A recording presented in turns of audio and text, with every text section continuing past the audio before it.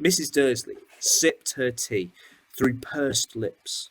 Mr. Dursley wondered whether he dared tell her he'd heard the name Potter. He decided he didn't dare. Instead, he said, as casually as he could, "Their son, he'd be about Dudley's age now, wouldn't he?"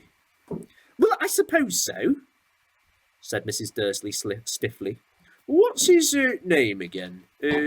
Howard, isn't it?" "Harry! Nasty common name, if you ask me." "Oh, yes," said Mr. Dursley, his heart sinking horribly. "Oh, yes, I quite agree." He didn't say another word on the subject as they went upstairs to bed. While Mrs. Dursley was in the bathroom, Mr. Dursley crept to the bedroom window and peered down into the front garden. The cat was still there. It was staring down into Privet Drive as though it was waiting for something. Was he imagining things? Could all this have been anything to do with the Potters? If it did, if it got out that they were related to a pair of... Well, he didn't think he could bear it. The Dursleys got into bed. Mrs. Dursley fell asleep quickly, but Mr. Dursley lay awake, turning it all over in his mind. His last comforting thought before he fell to sleep was that even if the Potters were involved, there was no reason for them to come anywhere near him and Mrs. Dursley. The Potters knew very well what he and Petunia thought about their kind. He couldn't see how he and Petunia could get mixed up in anything that might be going on. He yawned, turned over. No, couldn't affect them. How very wrong he was. Mr. Dursley might have been drifting into an uneasy sleep, but the cat on the wall outside was showing no sign of sleepiness. It was sitting as still as a statue, its eyes fixed unblinkingly on the far corner of Privet Drive. It didn't so much as quiver when a car door slammed in the next street, nor when the two owls swooped overhead. In fact, it was nearly midnight before the cat moved at all. A man appeared on the corner the cat had been watching. He appeared so suddenly and silently, you thought he'd just popped out of the ground. The cat's tail twitched, and its eyes narrowed. Nothing like this man had ever been seen on Privet Drive. He was tall and thin and very old, judging by the silver of his hair and beard, which were both long enough to tuck into his belt.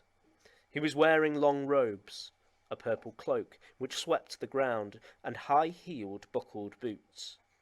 His blue eyes were light, bright, and sparkling behind half-moon spectacles, and his nose was very long and crooked, as though it had been broken at least twice.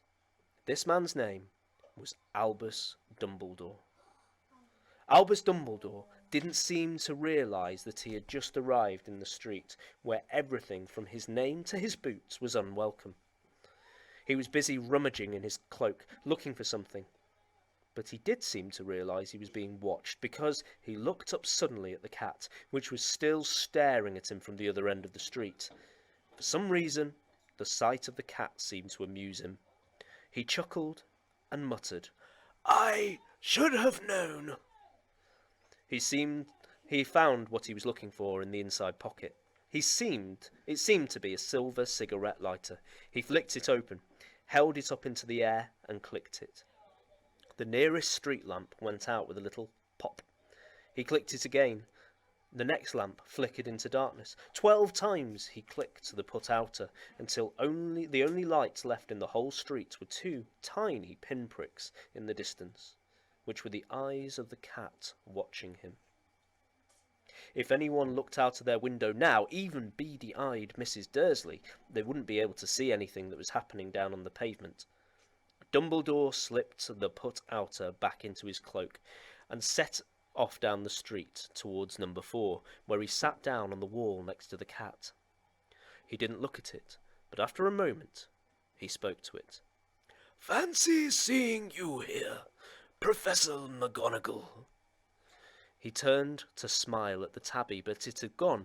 Instead, he was smiling at a rather severe-looking woman who was wearing a square glasses exactly the same shape as the markings that the cat had round its eyes. She, too, was wearing a cloak, an emerald one. Her black hair was drawn into a tight bun, and she looked distinctly ruffled. "How did you know it was me?" she asked. My dear Professor, I've never seen a cat sit so stiffly. "Well, you'd be stiff if you'd been sitting on a brick wall all day," said Professor McGonagall. All day? When you could have been celebrating. I must have passed a dozen feasts and parties on my way here. Professor McGonagall sniffed angrily. "Oh, yes, everyone's celebrating all right," she said impatiently. "You'd think they'd be more careful, but no. Even the Muggles have noticed something going on. It was on their news." She jerked her head back at the Dursleys' dark living room window. "I heard it! Flocks of owls! Shooting stars! Well, they're not completely stupid. They're bound to notice something. Shooting stars down in Kent. I bet that was Dedeus Diggle. He never had much sense." You can't blame them, said Professor Dumbledore gently. We've had precious little to celebrate these last 11 years. "I know that," said Professor McGonagall irritably. "But that's no reason to lose our heads. People are being downright careless, out on the streets in broad daylight, and not even dressed in Muggle clothes, swapping rumours." She threw a sharp sideways glance at Dumbledore here, as though hoping he was going to tell her something. But he didn't. So she went on. "A fine thing it would be if, on the very last day you know who seems to have disappeared at last, the Muggles find out about us. I suppose he really has gone, Dumbledore." It certainly seems so, yes, said Dumbledore. We have much to be thankful for. Would you care for a sherbet lemon?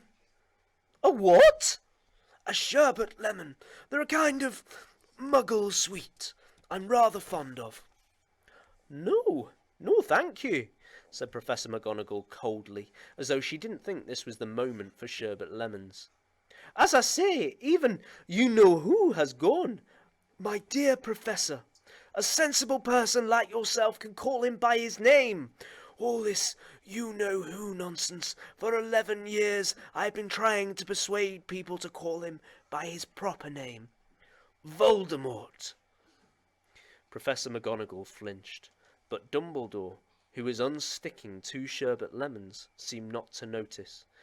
It all gets so confusing if we keep saying you-know-who. I have never seen any reason to be frightened of saying Voldemort's name. "I know you haven't," said Professor McGonagall, sounding half exasperated, half admiring. "But you're different. Everyone knows you're the one that you know. All right, Voldemort was frightened of." You flatter me, said Dumbledore calmly. Voldemort had powers I will never have. Only because you're too, well, noble to use them. It's lucky it's dark. I haven't blushed so much since Madame Pomfrey told me that she liked my new earmuffs.